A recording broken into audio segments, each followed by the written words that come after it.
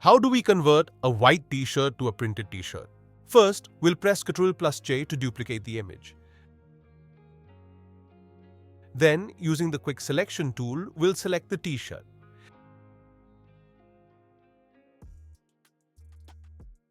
Next, hold Alt to deselect any extra areas that were selected.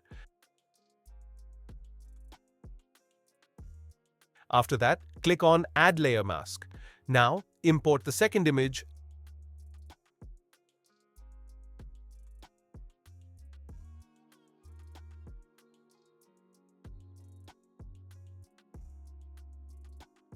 and set its blending mode to Multiply.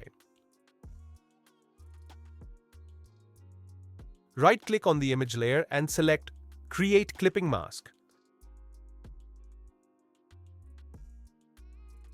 Then, double-click on the layer to open Layer Styles.